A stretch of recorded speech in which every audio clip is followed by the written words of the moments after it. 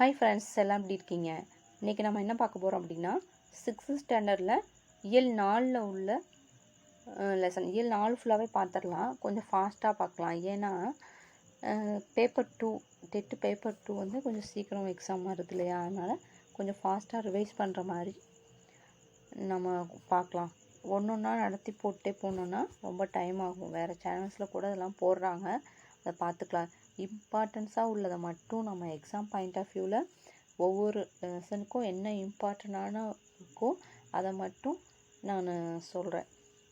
மற்றபடி எல்லாமே நடத்திட்டே போனால் ரொம்ப டைம் இழுக்குது. அதனால் உங்களுக்கும் ரிவைஸ் பண்ணுறதுக்கு கொஞ்சம் கஷ்டமாக இருக்கும். ஆனால் ஃபாஸ்ட் ரிவிஷன் மாதிரி வீடியோஸ் போடுறேன். ஒரு இயல் ஃபுல்லாகவே முடிஞ்ச வரைக்கும் பார்க்கலாம். ஒரு 10 to 15 மினிட்ஸ்க்குள்ளே முடிஞ்சுன்னா அந்த 15 மினிட்ஸ்க்குள்ளே முடிச்சிடலாம். அப்படி இல்லைன்னா பார்ட் 2 வீடியோவில் போடுறேன்.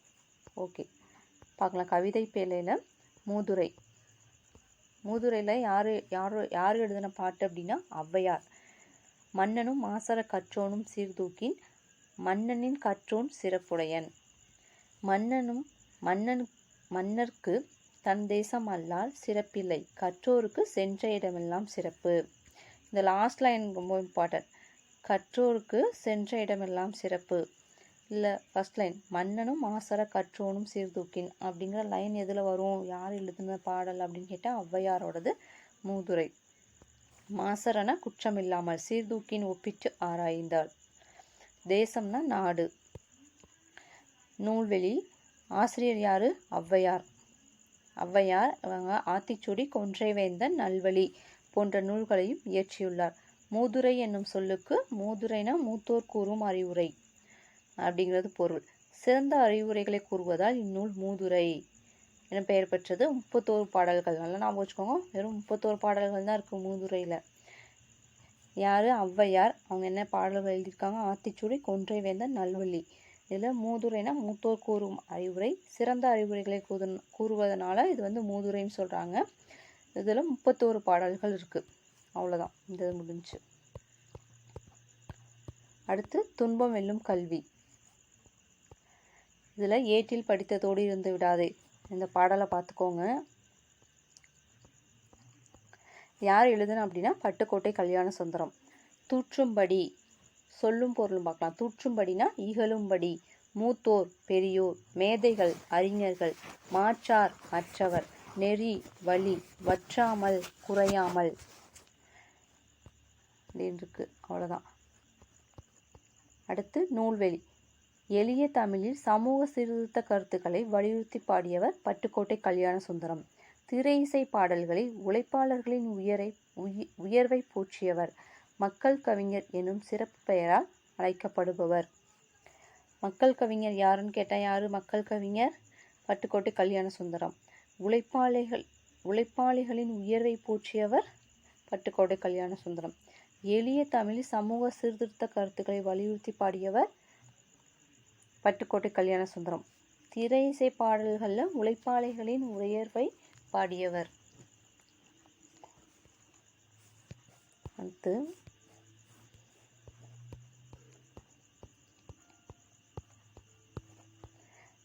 கல்விக்கண் திறந்தவர். கல்விக்கண் திறந்தவர் நமக்கு எல்லாருமே தெரியும், காமராசர். அவரை பற்றி தான் கொடுத்துருக்காங்க. முதல் நிகழ்வு என்ன கொடுத்துருக்காங்க அப்படின்னா, சிறுவர்கள் வந்து ஆடு மேய்ச்சிட்டு இருக்காங்க. அப்போ அந்த வழியாக காமராசர் வராரு. என்னடா தம்பிங்களா பள்ளிக்கூடம் போகலையா, ஏன் போகல அப்படின்னு கேட்குறாங்க. எங்கள் ஊரில் ஸ்கூல் இல்லை அப்படின்னு சொல்கிறாங்க. சரி, ஓகே, அதனால் என்ன பண்ணலாம், ஊர்தோறும் பள்ளிக்கூடம் திறக்கணும் அப்படிங்கிற ஒரு முடிவுக்கு வந்தார். இந்த ஃபஸ்ட்டு நிகழ்வு மூலியமாக ஊர்தோறும் பள்ளிக்கூடம் திறக்கணுங்கிற ஒரு முடிவுக்கு வந்தார். அடுத்து அவர் வந்து நாடு முழுக்க ஆட்சி வந்தப்போ 50,000 பள்ளிகள் திறக்க முடிவு பண்ணியிருக்கோம். பள்ளி விழா ஒன்றில் பங்கேற்க சென்றார். அப்போது மாணவர்களிடம் படிப்பறிவு இருந்தால்தான் நாடு முன்னேற்றம் அடையும். எனவேதான் நாடு முழுக்க 50,000 பள்ளிகளை திறக்க முடிவு செய்திருக்கும் அப்படின்னு சொல்றாரு. அப்போ 1 மைல் தூரத்தில் ஆரம்ப பள்ளி, 3 மைல் தூரத்தில் நடுநிலைப்பள்ளி, 5 மைல் தூரத்தில் உயர்நிலை பள்ளி இருக்கணும் அப்படிங்கிற திட்டத்தை பற்றி அவர் பேசினார். 1 மைலில் ஆரம்ப பள்ளி, 3 மைல் தூரத்தில் நடுநிலைப்பள்ளி, 5 மைலில் உயர்நிலைப்பள்ளி. நடுநிலைன்னா 8th ஸ்டாண்டர்ட் வரைக்கும், உயர்நிலைன்னா 10th இருக்கணும் அப்படின்னு சொல்லிட்டு சொன்னார். அடுத்து நிகழ்வு 3ல் பள்ளி விழாவில் வந்து தேசிய கொடி ஏற்றுற டைமில் ஒரு பையன் வந்து மயக்கம் போட்டு விழுந்துடான். நம்மளே ஸ்கூல் டைம்லாம் பார்த்துருப்போம், காலையில் குழந்தைங்க சாப்பிடாம வந்தால் மயக்கம் போட்டுருவாங்க. அது மாதிரி ஒரு பையன் சாப்பிடாம வந்து மயக்கம் போட்டான். இப்போ ஏன் அப்படின்னு பார்த்தா காலையில் சாப்பிடாம வந்துட்டான் அப்படின்றாங்க. சரி, ஓகே, அப்போது ஸ்கூலுக்கு வர குழந்தைங்களுக்கு ஒரு வேளை உணவு கொடுக்கணும். இந்த நிகழ்வு மூலயமா அவருக்கு என்ன நினச்சாரு, குழந்தைங்களுக்கு உணவு கொடுக்கணும் அப்படின்ட்டு அவர் பிளான் பண்ணார். அதுதான். அடுத்து பரமக்குடி தரைப்பாலத்தை பார்த்தபோது அங்கே வந்து இந்த காட்டாற்று வெள்ளம் வந்துச்சுன்னா எப்படி குழந்தைங்க வந்து இதை தாண்டி ஸ்கூலுக்கு போவாங்க, அப்போ அந்த ஸ்கூலில் வந்து நம்ம அந்த ஊரில் வந்து நம்ம என்ன பண்ணணும், ஒரு ஸ்கூல் கட்டணும் அப்படின்னு சொல்கிறாங்க. அப்போது கல்வித்துறை விதியின்படி 3 மைல் தூரத்துக்கு பள்ளிக்கூடம் இருந்தால் பக்கத்தில் வேறு எந்த ஸ்கூலும் கட்டக்கூடாது அப்படின்ட்டு சொல்கிறாங்க. இல்லை, நீங்கள் வந்து இந்த காட்டாற்று வெள்ளத்தை காரணம் காட்டி என்ன பண்ணுறீங்க, ஒரு ஸ்கூலை கட்டுங்க அப்படின்ட்டு காமராசர் சொல்கிறாரு. இது மாதிரி இத்தனை நிகழ்வுகளும் அவர் வந்து ஒவ்வொரு திட்டமாக கொண்டு வரத்துக்கு காரணமாக இருந்துச்சு அப்படிங்கிற மாதிரி சொல்கிறாங்க. கல்விக்கண் திறந்தவர் அப்படின்னு சொன்னவர் யார், தந்தை பெரியார் வந்து காமராசரை பாராட்டுறாரு. யார், நல்லா ஞாபகம் வச்சுக்கோங்க, தந்தை பெரியார். அடுத்து காமராசரோட சிறப்பு பெயர்கள்: பெருந்தலைவர், படிக்காத மேதை, கர்ம வீரர், கருப்பு காந்தி, ஏழை பாங்காளர், தலைவர்களை உருவாக்குபவர், இப்படிங்கிற நிறைய பேர்கள் இருக்கு. அடுத்து காமராசரோட கல்வி பணி. காமராசர் முதலமைச்சராக பதவியேற்ற நேரத்தில் ஏறக்குறைய 6000 தொடக்கப்பள்ளிகள் மூடப்பட்டிருந்துச்சு. எத்தனை பள்ளிகள்? 6000 தொடக்கப்பள்ளிகள் மூடியிருந்தாங்க. அவற்றை உடனடியாக திறக்க ஆணையிட்டார். மாநிலம் முழுவதும் அனைவருக்கும் இலவச கட்டாய கல்விக்கான சட்டத்தை இயற்றி தீவிரமாக நடைமுறைப்படுத்தினார். இலவச கட்டாய கல்வி கொடுக்கணும் அப்படின்னு சட்டம் போட்டார். மதிய உணவு திட்டத்தை கொண்டு வந்தார். ஏற்றத்தாழ்வின்றி குழந்தைகள் கல்வி கற்க சீருடை, முக்கியமான நல்லா ஞாபகம் வச்சுக்கோங்க, ஸ்கூல்ஸ் ஓப்பன் பண்ணார். இலவச கட்டாய கல்வி கண்டிப்பாக கொடுக்கணும் அப்படின்னாரு. அடுத்து ஸ்கூலுக்கு போகிற குழந்தைங்க மதிய உணவு, அடுத்து சீருடை. பள்ளி வசதிகளை பெருக்க என்ன பண்ணார், பள்ளி சீரமைப்பு மாநாடுகள் நடத்தினார். இந்த மாதிரி கூட கொஸ்டின் கேட்கலாம். பள்ளி சீரமைப்பு மாநாடு நடத்தினவர் யாருன்னா காமராசர். மாணவர்கள் உயர்கல்வி பெற பொறியியல் கல்லூரிகள், மருத்துவக் கல்லூரிகள், கால்நடை மருத்துவக் கல்லூரிகள், ஆசிரியர் பயிற்சி நிறுவனங்கள் ஆகியவற்றை புதிதாக தொடங்கினார். என்னென்ன தொடங்கினார் பாருங்க: பொறியியல் கல்லூரி, மருத்துவக் கல்லூரி, கால்நடை மருத்துவக் கல்லூரி, ஆசிரியர் பயிற்சி நிறுவனங்கள், அப்புறம் பல கிளை நூலகங்களை தொடங்கினார் அப்படின்னாங்க. காமராசருக்காக செய்யப்பட்ட என்ன சிறப்புகள், காமராசருக்கு நினைவாக என்னென்ன செஞ்சுருக்காங்க அப்படின்னு பார்க்கலாம். மதுரை பல்கலைக்கழகத்திற்கு மதுரை காமராசர் பல்கலைக்கழகம் என பெயர் சூட்டப்பட்டது. மதுரை காமராசர் பல்கலைக்கழகம்னு பெயர் சூட்டாங்க. நடுவண் அரசு வந்து 1976 பாரத ரத்னா விருது வழங்கியது. என்ன விருது? பாரத ரத்னா விருது 1976. காமராசர் வாழ்ந்த சென்னை இல்லம், அடுத்து விருதுநகர் இல்லம், அந்த இரண்டுமே அரசுடைமை ஆக்கப்பட்டு நினைவு இல்லங்களாக மாற்றப்பட்டது. சென்னை இல்லமும் விருதுநகர் இல்லமும். சென்னை மெரினா கடற்கரையில் சிலை நிறுவப்பட்டது. அடுத்து சென்னையில் உள்ள உள்நாட்டு விமான நிலையத்துக்கு காமராசர் பெயர் சூட்டினாங்க. உள்நாட்டு விமான நிலையம் ஞாபகம் வச்சுக்கோங்க. அடுத்து கன்னியாகுமரியில் மணிமண்டபம் 2/10/2000 அமைக்கப்பட்டது. மணிமண்டபம் ஆண்டுதோறும் காமராசர் பிறந்த நாளான ஜூலை 15ஆம் நாள் கல்வி வளர்ச்சி நாள். இது ரொம்ப இம்பார்ட்டன்ட். கல்வி வளர்ச்சி நாள் ஜூலை 15 கல்வி வளர்ச்சி நாள் ஞாபகம் வச்சுக்கோங்க. அடுத்து மதுரை பல்கலைக்கழகத்துக்கு இன்னொரு டைம் பார்க்கலாம். மதுரை பல்கலைக்கழகத்துக்கு காமராசர் பல்கலைக்கழகம் 1976 பாரத ரத்னா விருது. சென்னை இல்லமும் விருதுநகர் இல்லமும் அரசுடைமை ஆக்கிட்டாங்க. மெரினா கடற்கரையில் சிலை வச்சுருக்காங்க. உள்நாட்டு விமான நிலையத்துக்கு காமராசர் பெயர் சூட்டினாங்க. எங்கே இருக்குன்னா சென்னையில் இருக்குது. அடுத்து மணிமண்டபம் வந்து 2/10/2000 இங்கே கன்னியாகுமரியில் கொண்டு வந்தாங்க. ஆண்டுதோறும் காமராசரோட பிறந்தநாளை கல்வி வளர்ச்சி நாளாக கொண்டாடுறோம். ஓகேவா? அவ்வளோதான் இந்த லெசன், அவ்வளோதான் ஓவர். அடுத்து நூலகம் நோக்கி. கற்றது கைமண்ணளவு, கல்லாதது உலகளவு அப்படின்னு இந்த இது பாக்ஸில் கொடுத்துருக்காங்க, நுழையும் முன் அப்படின்ட்டு. அதில் வேறு ஒன்றும் இல்லை. அண்ணா நூற்றாண்டு நூலகம், அதை பற்றி தான் பார்க்க போகிறோம். இந்த நூலகம் வந்து 2வது பெரிய நூலகம், ஆசியாவிலேயே ரொம்ப பெருசு, 2வது பெரிய நூலகம். இது வந்து 8 அடுக்குகளை கொண்டது, 8 ஏக்கர் பரப்பு. ஈஸியாக நம்ம வச்சுக்கலாம். 8 அடுக்கு, பரப்பு வந்து 8 ஏக்கர். ஓகேவா? அடுத்து ஆசியாவிலேயே மிகப்பெரிய நூலகம் எது அப்படின்னு கேட்டால் சீனாவில் உள்ளது. சீனாவில் உள்ள நூலகம் தான் ஆசியாவிலேயே ரொம்ப பெருசு.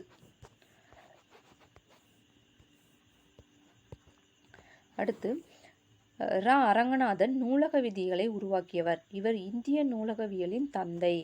இந்திய நூலகவியலின் தந்தை அரங்கநாதன். இதில் வந்து பாருங்க 8 தளம் இருக்குன்னு சொன்னாங்களா. தரைத்தளத்தில் பார்வைத்திறன் குறைபாடு உடையவர்களுக்கான பிரிவு.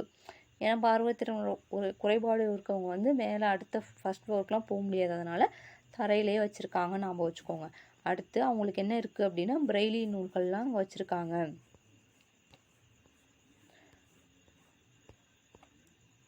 அடுத்து என்ன சொல்லியிருக்காங்கன்னா, நகரும் படிக்கட்டில் முதல் தளத்துக்கு போனோம் அப்படின்னா ஃபஸ்ட்டு குழந்தைங்க வந்து ரொம்ப தூரம் 8 ஃப்ளோர் வரைக்கும் ஏற முடியாது. அதனால் முதல் தளத்துலேயே குழந்தைகளுக்கு தேவையான நூல்கள் எல்லாமே அங்கே வச்சுருக்காங்க. அவங்களுக்கு தேவையான குறுந்தகடுகள் எல்லாமே இருக்குது. அங்கே ஒரு ட்ரீ மாதிரி கூட இருக்குது, விளையாடுறது எல்லாமே இருக்குது. அதை பார்க்கும்போதே எல்லாத்துக்கும் ஒரு ஆசை இருக்கும், அங்கே போய் நம்ம பார்த்துட்டு வரணும். எல்லாருமே போகிறவங்களாம் அங்கே பார்த்துட்டு தான் அடுத்த ஃப்ளோருக்கே போவாங்க அப்படின்ட்டாங்க. அடுத்து 20,000க்கும் மேற்பட்ட பல்லூடக குறுந்தகடுகள் குழந்தைகளுக்காக சேகரித்து வைக்கப்பட்டு உள்ளன. பிற நாடுகளில் இருந்து திரட்டப்பட்ட 50,000க்கும் மேற்பட்ட நூல்கள் இங்கே இருக்குது. குறுந்தகடு எத்தனை? 20,000 குறுந்தகடு இருக்குது. 50,000க்கும் மேற்பட்ட நூல்கள் இருக்குது. ஓகேவா? அடுத்து 7ஆம் தளத்தில் அரசு கீழ்திசை சுவடிகள் நூலகம். அரசு கீழ்திசை சுவடிகள் நூலகம் இருக்குது. இங்கே பழமையான சுவடிகள் நூல் ஓலைச்சுவடி நிறைய இருக்குது. இந்த தளத்தில் வரலாறு, புவியியல், சுற்றுலா நூல்களும் இருக்குது அப்படின்ட்டாங்க. 7வது தளத்தில் பாருங்கள், ஒவ்வொரு தளத்தில் என்ன கொடுத்துருக்காங்க அப்படின்னு சொல்கிறாங்க. தரைத்தளத்தில் சொந்த நூல் படிப்பகம், பிரெய்லி நூல்கள். பிரெய்லி கண்ணு தெரியாதவங்க போய் ஃபஸ்ட் ஃப்ளோரில் ஏற முடியாதுன்னா கிரவுண்ட் ஃப்ளோர்லேயே அவங்க வந்து அவங்களுக்கு தேவையான புக்கெல்லாம் படிச்சுட்டு வர மாதிரி நாம் வச்சுக்கோங்க. அடுத்தது முதல் தளம் குழந்தைங்க ரொம்ப சின்ன பிள்ளைங்க, அதனால் 8 ஃப்ளோர்ஸ்லாம் ஏற முடியாததுனால குழந்தைகள் பிரிவு, பருவ இதழ்கள். குழந்தை பருவம் நாம் வச்சுக்கோங்க. குழந்தைகள் பிரிவு, பருவ இதழ்கள் ஞாபகம் வச்சுக்கிறதுக்காக குழந்தை பருவம், குழந்தைகள் பிரிவு, பருவ இதழ்கள். 2ஆம் தளம் தமிழ் நூல்கள். அடுத்து நமக்கு எதுக்கு ரொம்ப இம்பார்ட்டன்ஸ் கொடுப்போம்? தமிழுக்கு, தமிழ் நூல்கள். அடுத்து 3ல் கணினி அறிவியல், தத்துவம், அரசியல் நூல்கள். 3 எழுத்து இருக்குது, அதனால கணினிக்கு 3 எழுத்து. கணினி அறிவியல், தத்துவம், அரசியல் நூல்கள். அடுத்து 4ஆம் தளத்தில் பொருளியல், சட்டம், வணிகவியல், கல்வி. 5ஆம் தளம் கணிதம், அறிவியல், மருத்துவம். 4ஆம் தளம் எப்படி நாம் வச்சுக்கலாம்னா சட்டம் வந்து 4 எழுத்து, வணிகவியல், கல்வி, பொருளியல். மற்றதெல்லாம் நீங்களே ஞாபகம் வச்சுக்கோங்க, எனக்கு என்ன சொல்கிறதுன்னு தெரில. 5ஆம் தளம் கணிதம், அறிவியல், மருத்துவம். 5 அப்படிங்கிறது 5 சப்ஜெக்ட் இருக்கும் நமக்கு. அதில் ரொம்ப இம்பார்ட்டன்ட் அறிவியல், கணிதம். இந்த அறிவியலும் கணிதம் படித்தாதான் மருத்துவத்துறைக்கு போக முடியும் அப்படின்னு நாம் வச்சுக்கோங்க. கணிதம், அறிவியல் இது 2ம் படித்தா டாக்டர் ஆகலாம் அப்படின்ட்டு. அடுத்து 6, இப்போ மருத்துவர் ஆக முடியலன்னா அடுத்து என்ன வேலைக்கு ட்ரை பண்ணுவாங்க? பொறியியல் படிக்கிறதுக்கு. பொறியியல், வேளாண்மை, திரைப்படக்கலை அப்படின்னு நாம் வச்சுக்கோங்க. 7ஆம் தளம் வரலாறு, சுற்றுலா, அரசு கீழ்திசை சுவடிகள் நூலகம். 7ல் வரலாறு, அங்கே தானே சுவடிகள்லாம் இருக்கும், அது வந்து நம்ம வரலாற்றை தெரிஞ்சுக்கலாம். அடுத்து சுற்றுலா போய் நம்ம வரலாறையும் தெரிஞ்சுக்கலாம். அடுத்து 8ஆம் தளம் வந்து கல்வி தொலைக்காட்சி, நூலகத்தின் அலுவலக பிரிவு. கல்வி தொலைக்காட்சி நூலகத்தோட அலுவலக பிரிவு. அவ்வளோதான். அடுத்து நூலகத்திலேயே படித்து உயர்நிலை அடைந்தவர்கள் வந்து சில பேர். அறிஞர் அண்ணா, ஜவஹர்லால் நேரு, அண்ணல் அம்பேத்கர், கார்ல் மார்க்ஸ். இவங்க எல்லாமே என்ன பண்ணாங்க? நூலகத்திலே படித்து பெரிய ஆளாக ஆனாங்க. அடுத்து நடமாடும் நூலகம் இருக்குது. நம்ம தமிழக அரசு வந்து நடமாடும் நூலகத்தை வந்து நடைமுறைப்படுத்திருக்கு. அதுலேயும் நம்ம போய் புக்ஸ்லாம் படிச்சுக்கலாம்னு சொல்கிறாங்க. சிறந்த நூலகர்களுக்கு டாக்டர் அரங்கநாதன் விருது வழங்கப்படுகிறது. ச.ரா. அரங்கநாதன் விருது கொடுக்குறாங்க. அவர் தானே நூலகத்தின் தந்தை. அதனால் அந்த விருது வந்து சிறந்த நூலகருக்கு கொடுக்குறாங்க. அடுத்து இலக்கணம் மட்டும் அடுத்ததில் பார்ப்போம். நல்லா படிங்க ஃப்ரெண்ட்ஸ். டெட் பேப்பர் 2 வரப்போகுது. பேப்பர் 1 ரிசல்ட் வந்துருச்சு. அடுத்து நியமன தேர்வுக்கு ரெடி ஆகிட்டு இருப்பீங்க. இதே தான் ஃபஸ்ட் ஸ்டாண்டர்ட்லேருந்து 10th ஸ்டாண்டர்ட் வரைக்கும் உள்ள அதே சிலபஸ் தான். Tamil, English, maths, science, social இந்த 5 சப்ஜெக்ட்டுமே நம்ம படிக்கணும் 1 to 10th. அதனால் இந்த தமிழ் வீடியோஸை பார்த்து கொஞ்சம் படிக்க ஆரம்பிச்சிருங்க. அது பேப்பர் 1க்கும் யூஸ் ஆகும், பேப்பர் 2க்கும் யூஸ் ஆகும், டிஎன்பிஎஸ்சிக்கு எல்லாமே யூஸ் ஆகும். சரி, ஓகே, தொடர்ந்து படிங்க. All the best. தேங்க்யூ.